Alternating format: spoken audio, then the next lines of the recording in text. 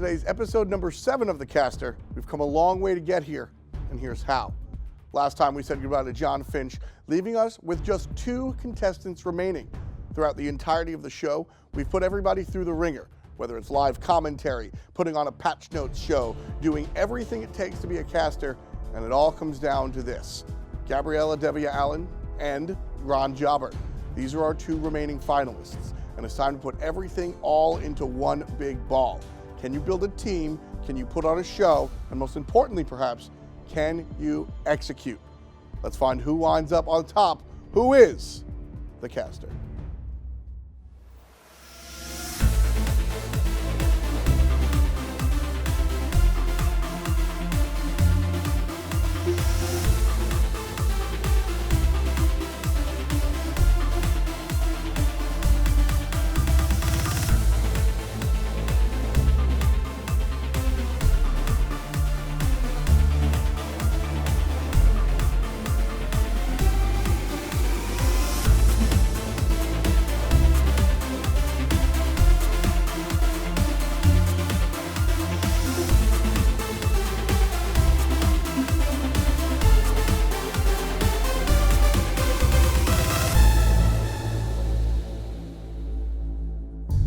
ROHNJOBERT and GABRIELLA. First of all, congratulations for making this far. Y'all both are in the finals, hooray. But GABRIELLA, you did win, so that means you do get a leg up on the finals above ROHNJOBERT.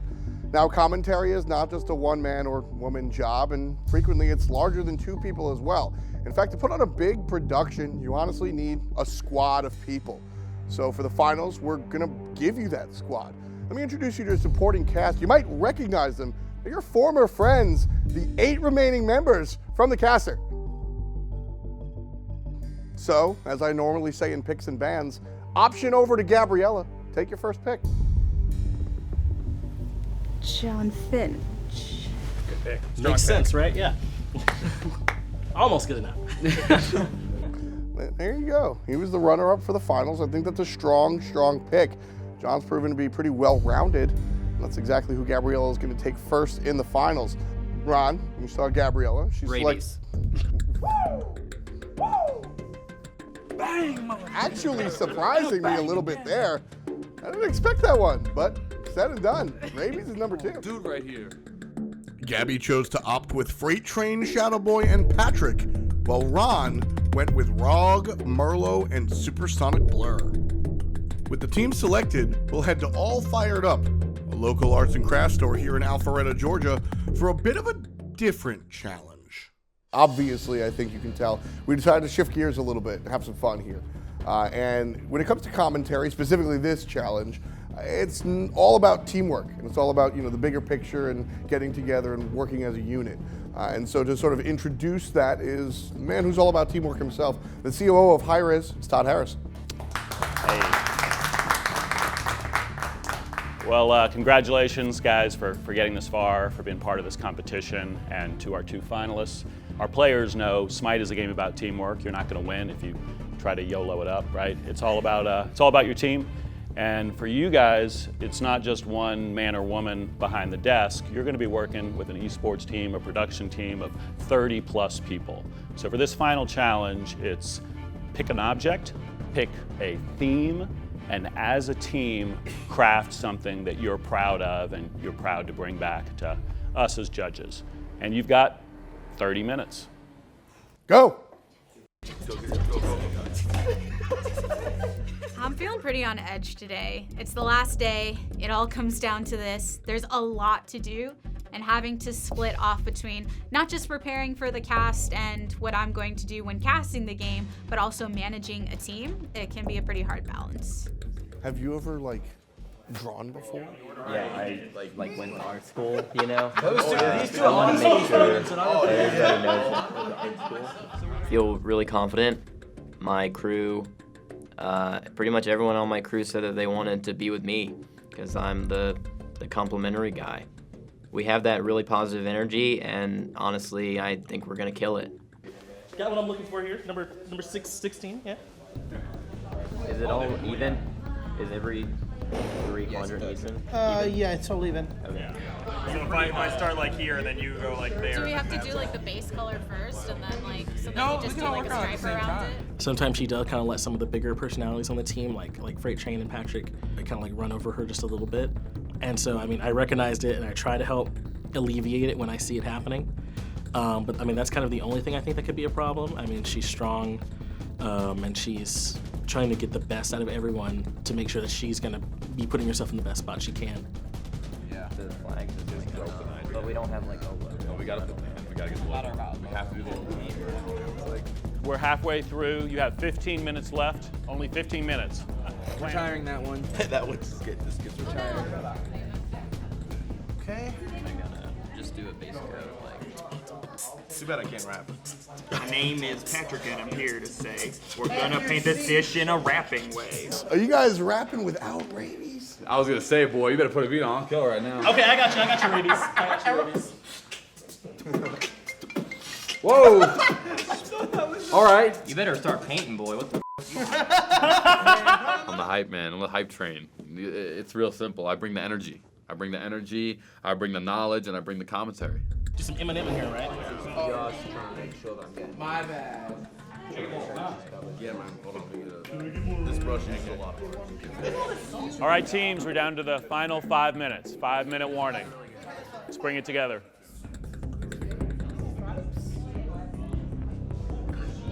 Jazz it up a little bit, put some like spots here, and be like, because then. That's what the importance of this is. This is a trust and team building exercise.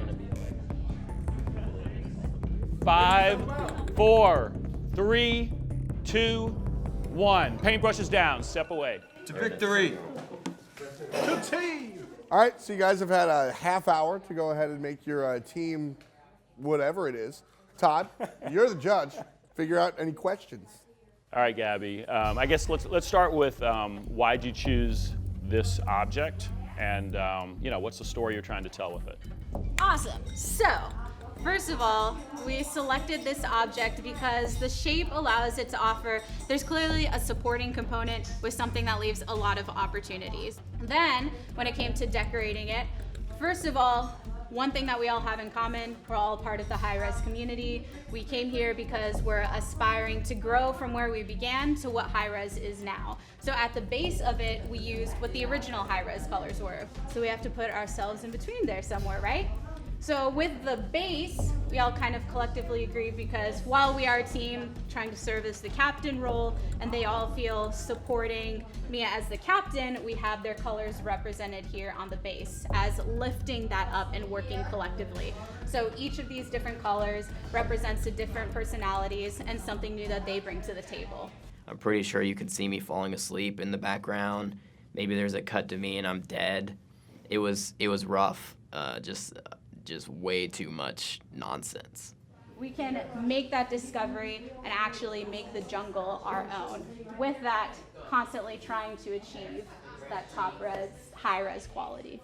All right, Thanks, a team. lot of story behind it. Sure, awesome. Going with the story behind it felt good at first, and then I thought, no, he probably just kind of wants to see the camaraderie and everything. So ROHNJOBERT's team, you heard Gabriella's story about hers and everything. A lot of symbolism, a lot of structure there. Now you guys a little bit more straightforward, or so it seems. Tell us a little bit about behind the scenes here. Well, to begin with, we wanted to pick the mug because the mug had like a really strong resonance with all of us, with like a camaraderie and kind of like, having a pint, that kind of thing. We really all took that in stride, and we said, we wanted to make this rustic. We wanted to make it actually look like a thing instead of a nothing. So we gave all of the flags for everybody on this team because we have the only national team. So we have the UK represented by John Webb. Merlo has the Italian stripes, and then we have the stars and stripes at the bottom, and it's the handle, keeps everything together. It's the most important part. Nobody holds a mug like this, and if you do, you probably don't have any friends or anything. We wanted, because we're the Extremely Chill Dudes is the name of our team. We just kind of wanted it to be just a really cool, solid, rustic, just really nice designed thing. All right. All right. Clearly a lot of passion there. Yeah, a lot of passion. It's funny. We came to the art studio to kind of take a step back from the heated competition and take it easy. I think we dialed it up a bit, which is kind of interesting. Yeah, I agree. There's a lot on the line, and clearly these folks have a lot invested in this. So yeah, it's good to see, and we're going to have a tough decision. And it's going to be rough. All right, thanks, guys. I think it's going to look really good coming out of the kiln, and that's honestly something that I want to keep like forever. Like it was just, I'm really proud of it. All right, so both teams have had 30 minutes. Gabriella, you created a chalice, and we see ROHNJOBERT and his squad went ahead and made a stein. Now, Todd, you asked him a couple of questions and got the story behind everything. So, you know what? You got to make a decision. It's your chance. The floor is yours. Tom, this was tough. These are two good teams, two good folks, both of which I'd be proud to have represent Hi-Rez at any event, honestly. And it was very different styles, right? I mean, Gabby, the presentation was super polished. The team had done their homework about Hi-Rez. They knew colors. They had a story that was very compelling. You know, team number 2 is a very different style, a little rougher, but clearly authentic and passionate, right? So it is a decision between styles of delivery, styles of approach. But if I can only pick one, and that's what you guys have asked me to do, That is the truth. I will go with authenticity, passion, and camaraderie over everything else, and that came across with Ron and team number 2. Congrats. So, Ron, Rabies, and crew, because you guys win the mini challenge, this is obviously, as I've said a number of times, going to give you a leg up on the competition for the final challenge. Now, you guys are aware that you're going to put on 2 separate shows, one Paladins and one SMITE. Now, here's the bonus for you. Not only do you get to choose in which order you'll be delivering these shows, but also which team goes first. So it's up to you to decide if you want to follow Gabriella's lead or if you want to blaze a trail yourself. The mini challenge, I felt okay. It was more enjoyable as a fun experience. It was nice to kind of step back from the gaming aspect for a second, paint with the team, get to bond with your team a little bit. So even though we didn't win, I feel like we still gained something out of it. Not very stressful. It's in my wheelhouse. This art is all my thing. SMITE is my thing. I'm just looking forward to it. I know that we're gonna go out there and crush it, so at this point I'm just waiting for the opportunity to show the judges that I can direct a show and I can pick and choose with the best of them, especially with me and casting. It's gonna just, I'm gonna kill. Enough arts and crafts. Let's get back to the main task at hand. Our 2 finalists have had time to put together an entire show. Picks and bans, game, interview, the whole shebang. Gabriella's up first, so Golden Boy, it's Gabriella versus ROHNJOBERT. What are you looking for here in the finals? One, I never thought I would say it's Gabriella versus ROHNJOBERT. Okay, just being that guy. No, but I am so excited for this because for one, we know Gabriella is very put together. She like plans everything out, and that's always been a quality trait of hers. For ROHNJOBERT, this is going to be a unique challenge. You know, we all know that he's like a nice guy and he works really well with folks, but to be the leader, I don't know if he's going to be capable of, of doing that. So that's going to be what I'm looking for, seeing where he puts people and if they're utilizing the proper strengths. I mean, obviously we need to be looking at the whole team, but this is a challenge about the caster, and I am going to be focusing primarily on Gabriella and ROHNJOBERT, and to see how they've grown from day 1 to here, if they've been listening to our advice, and if they take it to heart. And Golden Boy Kelly completely right. I agree with everything they said. I'm excited in a weird way, though, about the redemption day. For all the other 8 who got eliminated here, they get a second chance to shine and maybe show more than what we actually got to see on the show. You're absolutely right, Graham. And what I'm really excited for is just to watch. We have 2 very different flavors of commentary and everything else here for our main challenge. So without further ado, let's say hi to Gabriella and her squad. Welcome back. We are here for game number 5 of SMITE Masters, Team Dignitas versus Team Obey. But before we get to the game, we're going to go ahead and throw it over to our analyst desk where Unexceptional is going to give us a rundown of how the game's going to go down and what to expect. Thank you so much, Major. I am Unexceptional, and with me at the desk is my man Freight Train to break it down for you. Freight, after Game 4, who do you think's got the momentum going into Game 5? You gotta give it to Obey. I mean, realistically, that Nox play from Pretty Prime was unbelievable. You could have called it prime time, baby. I think Twitter kind of gave it to him a little bit as we get into these picks and bans. I mean, I feel for him. I had the same reaction at home watching that, and I mean, everything in me says, Robin, bad jungle pick. Everything I'm seeing says, Robin, OP Great jungle pick. I mean, it's the early pressure. The fact that you can get Piranha Onslaught or either the Root as well to go ahead and sit there and use a Sunder. I mean, it's just the early Piranha Onslaught with the slow, the Sunder, and then your mid lane is able to sit there and get a little bit of damage online. You're looking at a potential first blood opportunity right in mid. And we have a first ban Kernanos. Not surprised to see that. He has been dominating lately. Well, I mean, the bottom line is Arceal has only played 2 Hunters this entire series. It's been Cernanos and it's been Hui. So with the Cernanos gone, I expect Dig to probably lean toward Hui for their Hunter pick at some point in time. He brings a lot to the table in this team fight. It is dangerous, though, with the Blink. You want to be able to get in and out, but that does leave you down a Team Relic, and, you know, maybe you want to get the Shell plus the Med or something along those lines, but it's actually going to be a target ban towards Zeros, not going to have that Soul. This is an opportunity for Dig to grab their mid laner and possibly get the Chronos. Dig loves that Soul in the mid lane. Being on the desk, and Patrick is just such a charisma guy. He just got that natural swag to him, and it just be able to put a show on with those guys just felt amazing, and I know we crushed that right there in Smite. All right, that's it. That's our picks and bans. LETIGRESS, take it away. Thanks, my man. And you know what? Despite your name, I would say you're anything but unexceptional. Yeah, absolutely. I'm very excited for this big game that we're going to be seeing here between Obey and Dignitas. There's a couple big factors I want us to focus in on right away here.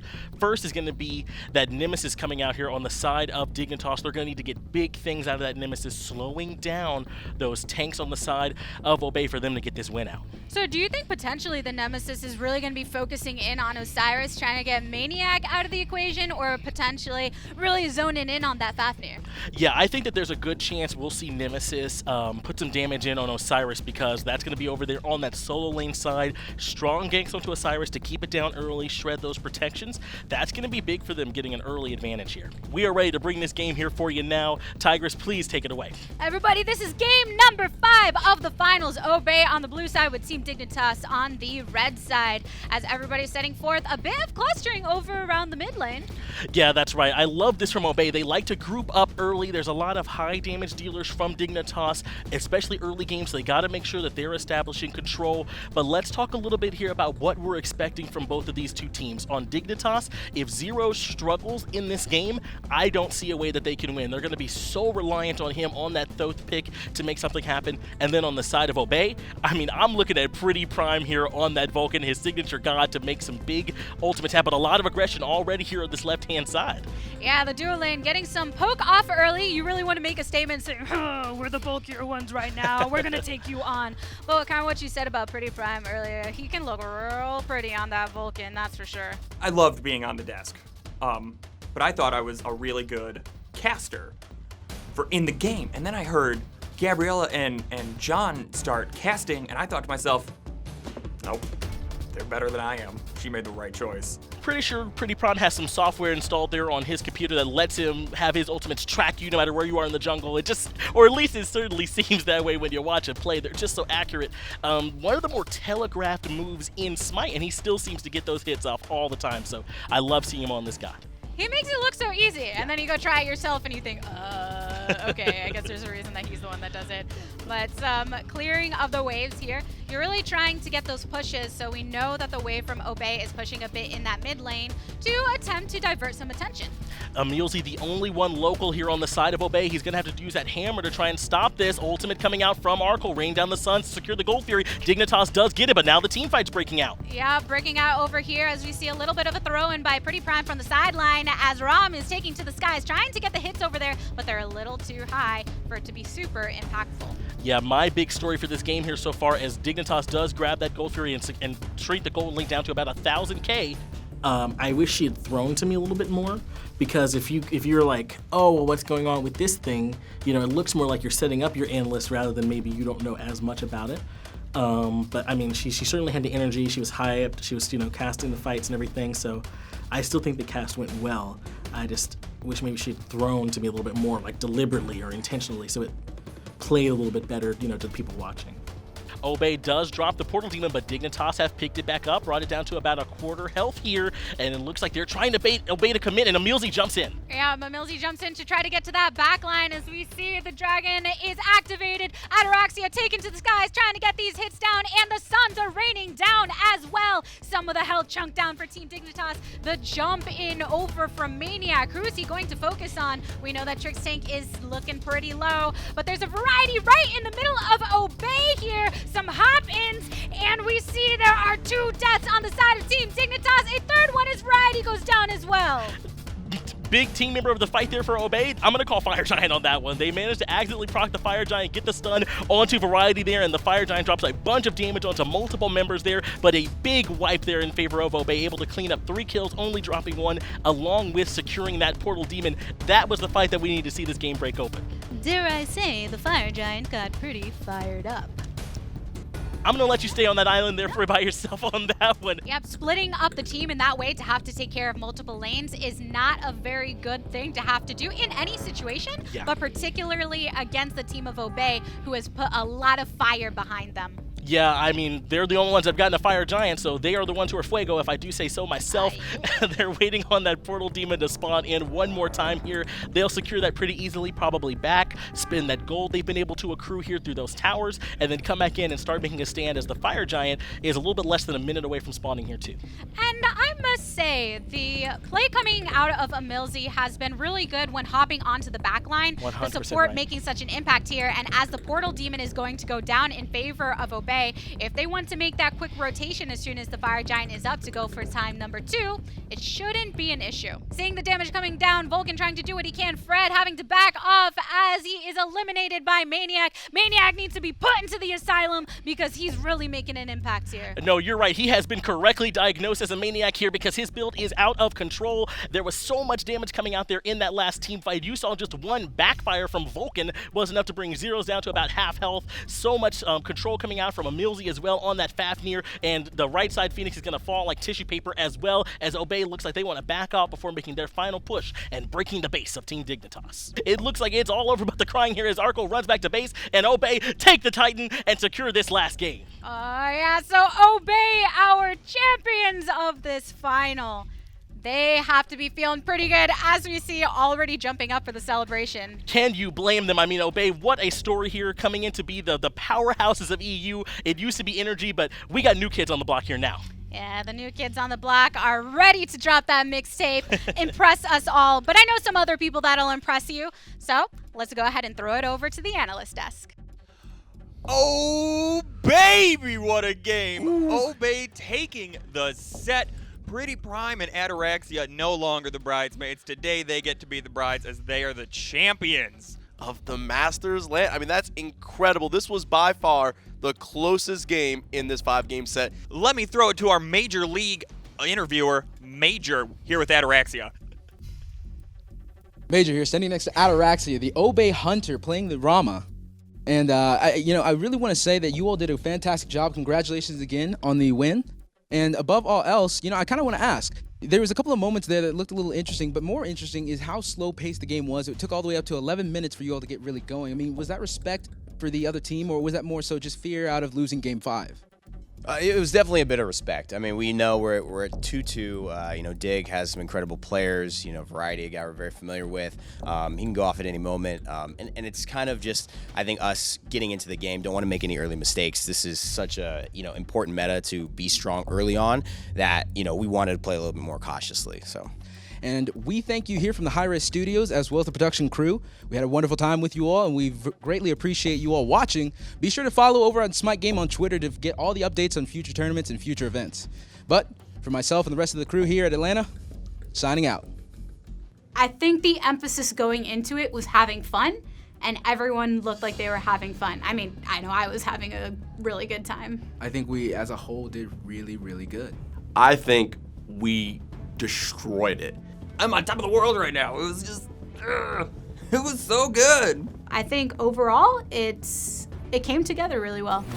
Salve a tutti, my name is Merlo and I'm your host for the SMITE Masters in Atlanta 2017. I'm so excited to bring you the best esport experience ever. We got a great show for you tonight, so Desk, just take it away! Thank you very much, Merlo. I am Rock the Dwarf, also known as Eric, and I have a great pleasure this afternoon to be on the analyst desk, surrounded by a couple of our international casters. Merlo, our Italian stallion, and over here to my left, it is the British Wonder Boy himself, Supersonic Blur. Hi there, it's good to be there, and this is certainly shaped up to be a fantastic set. Coming down to that Game 5, both teams back and forth the entire time. It has truly been a wonderful pleasure. It has been just an amazing set. Obey versus Dignitas. These guys have been going back and forth all day. Nobody's been seemed to get a leg up. And, you know, the real story here is, you know, this is Variety's new team. These guys are a new composition they put together, and they have just, you know, steamrolled through relegations. They find themselves in a Game 5 versus Obey right now.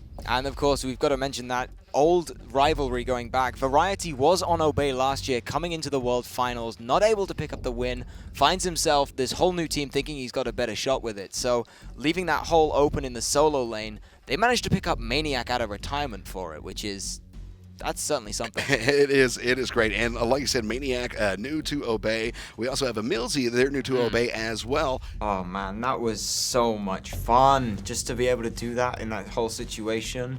It felt so much more relaxed, just the whole situation. It was great. All right, well, we are ready to get into the picks and bans phase. For that, we are going to send it over to our casters this afternoon, Rabies and the one and only ROHNJOBERT. Hey, fellas. Hi, thank you so much, Eric. My name is Rabies, and I am alongside the amazing ROHNJOBERT. How you doing today, buddy? I'm very excited that this went to a Game 5. This is a dream scenario if you love watching and commentating SMITE. Absolutely, and we do have Game 5 of Obey versus Team Dignitas, and we're getting right into the picks and bans. Now, I am looking right now for an Osiris ban, because at this point, you don't know if Maniac is comfortable on anything else. However, you could just ban away the Morgan, maybe a Circuit, and kind of get rid of the options later in these phases. Right, it is going to be interesting to see what they try to ban. Are they going to try to ban, you know, character-specific or player-specific bans, or are they going to try to ban out the meta and build a team around that? I think there's been a mini meta established in this game, best Sure. of 5 set. Most best of 5, the Kernanos meta, very meta ban. That is just oh, absolutely. That is just a very clean ban, and the Terra has been picked or banned almost every single game. As we go back to the other side, tell me, John, what is the key for Obey Alliance to take this Game 5? I am very confused by this Amaterasu ban, considering that if they pick the Amaterasu, hypothetically, that is a 4 physical composition, and Sure. that is very, very snowball related. Sure. And Dignitas has those late game it has those late game gods. Nemesis, Hu Yi takes a little bit to come online. Melone is very early game, but you see that, and it's like, you know, they're not good. That's not going to happen, especially with 4 physicals. But like I said, the Morgan being banned, that's a pretty prime ban. You're not getting 2 Hunbat's ultimates this game. As we get right underway here, Game 5. I am seeing a very early mid group. This is definitely just a safety group. You know, the game is not started. I'm looking right now to see how they deal with the duo and the mid pressure. Yeah, duo and the mid pressure. The jungler are going to hang around that mid lane. We're going to see that start off there. Team Dignitas versus Obey, Game 5, 5 seconds in. This stuff, right, he's going to sit for Team Dignitas. Zeros, he plays it so aggressively. But the thing is that you can get caught out quite a bit. It's going to be who can press harder. Is it going to be Obey with the press or Team Dignitas with the poke? That's going to be very interesting to see, and that with these compositions, you know, Obey has a lot better early game, and we actually see that hammer coming onto Bacchus, and that's a very good amount of poke. You have to use some of those potions early. Nemesis ultimate coming out early. We are going to see the Hu Yi ultimate come out as well. Arkle almost getting away with his life, but he will fall down to the Vulcan. That was a huge engage and a first blood very early for a European game. Absolutely, 1-1, and the big thing here is Quavo Fred, he was able to pick up a kill on Nemesis. I don't know how I feel about that, but Pretty Prime was able to pick one up as well. Captain Twig dying there is very unfortunate because, as I said earlier, Hunbat's is not the late game hybrid carry that you want to come out of Nemesis with. Right. Obviously you want it, and it's a very good pick, and you're not just doing it to combat Nemesis, but having that 1-to-1 jungler pressure late is very helpful, and now that he's behind, it might be an issue. Is anyone going to go down here? Captain Twig with a sliver of life. He's going to get away, but it might be a counter gank here. That's exactly what you see. It's a 4v2, and then they get counter-engaged 4v4. 4v4, yeah. Lord of the Afterlife did come out from Osiris, but once again, despite all the action, it ends in no kills with a disengage. They did not have the damage to immediately kill Captain Twig, and then they had that really late rotation. Like I said, Maniac comes in late. He said, I'm going to rotate my own way because it doesn't really matter where I go. I'm still going to be the tanky presence. But whenever you catch someone out, 4v2, you have to get that kill, or you have to disengage and not get really kind of too cocky. Yeah, but I just don't know what he was thinking. I mean, it was 4-1, and after that pass fight engagement, it is now 7-1. When you are down, you just can't make a mistake like that. Well, I'll tell you what he was thinking, and it wasn't. He wasn't thinking. So I'm still jaw dropped over it. But, you know, it is what it is. It is what it is as we move on into the fight. Now we're going to have that Eagles rally come out. Fear no evil as recession from Captain Twiggy. Fear no evil came out. Just disengaged again. These guys are just playing the chess game back and forth. As we see Emilzy, he's going to dive in on Argyle. Ultimate coming out from Bacchus. This is going to be a massive Ataraxia up in the air, trying to get a snipe. He won't be able to take anyone down. Everyone's ultimate is coming out, and this is going to be an insane engage. This is exactly what Obey wanted. Final Judgment coming out from Thoth there, a ton of damage. Yeah, absolutely, a ton of damage. And right now, we're seeing another engage. The Fire Giant has actually been triggered. Variety is soaking it all up. I cannot believe what I'm seeing. Ataraxia taking down one. Captain Twig taking down two. And Ataraxia with the double. It is not often that you see the very rare 6th member of Obey come out, and that is the Fire Giant himself. He is wearing that Obey jersey as Ataraxia gets turned on by the Thought that has, you know, a lot of damage, and Ataraxia probably just learned that and kind of relearned it. And I think this is actually very messed up, that the Fire Giant just won them a fight, and now that they decide to kill him, I don't understand why they're turning their back on this Fire Giant. That is their 6th member that they are betraying. This guy just won them a team fight. They're going to turn back, kill him, steal his jersey. What a bunch of grave robbers. What does Team Dignitas need to do? How do they just went from being down 2,000 gold to now being down 9,000 gold in just one map rotation. What do they need to do to get back into this one? Unfortunate for them, they do not have very deep ward coverage, so they can't see this very awkward stage of having Fire Giant where you back and you say, okay, we got all the objectives on one side, let's back and just walk to the others. They do not have that vision, so they can't exactly catch someone out of position. They need to, though. That is what I want to see. I want to see them rotate as 5 and see if they can find just one of Obey and get rid of that FG. Big kills right here as they push into the Titan.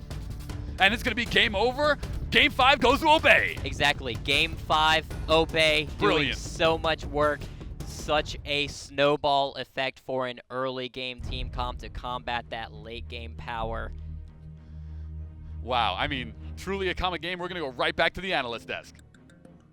All right, thanks a lot, guys. Thanks very much, Raby and ROHNJOBERT. So, man, what a game right there. That was, I think that's what we could all say we expected to see from a Game 5. That was fantastic to watch. Slightly slower early start, but man, there's that one point that we know we saw, and then everything just went.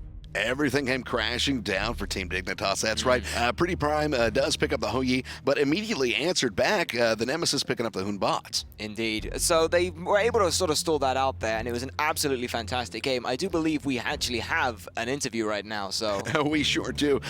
Standing over here, the Italian stallion himself, Merlo, is with our man of the day, Ataraxia. Thanks, Eric. I'm with the man himself, Ataraxia. I'm just gonna wait a little bit.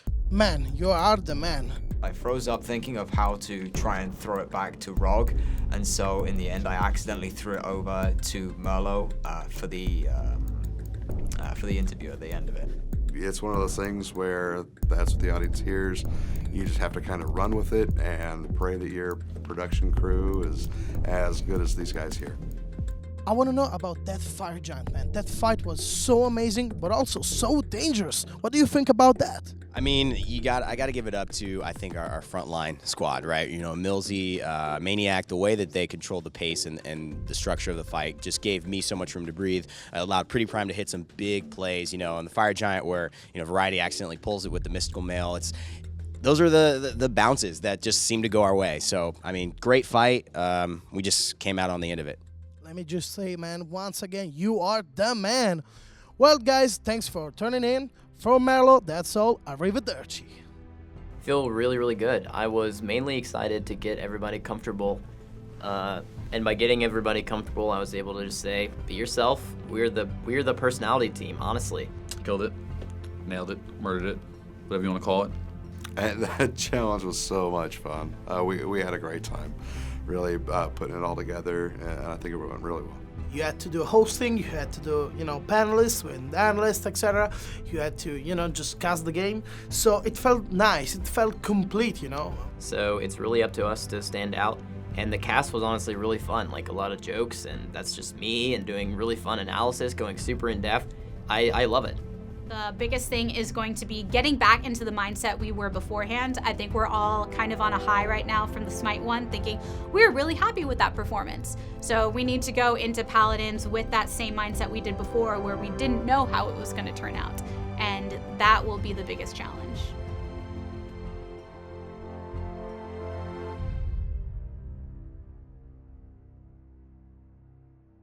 Hey, what's up, folks? Tom Battinger here. On behalf of everybody that took part, thanks for watching the caster. We really appreciate it. But if you want to dig even deeper and find behind-the-scenes action, some commentary, and all the other fun stuff, check out the caster's YouTube page, youtube.com/thecastershow. We definitely appreciate it, and we'll see you later.